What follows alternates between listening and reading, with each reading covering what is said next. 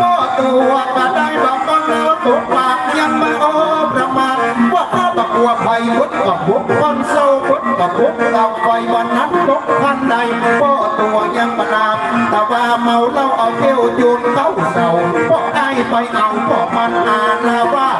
เยี่ยวใส่ที่นอนที่หายใหญ่ๆไว้ให้มาเลียตาถึงน้ำพุ่งบอกมานะจะมาได้ว่าเอาว่ามันเลยแน่จริงอะว่ามันเลย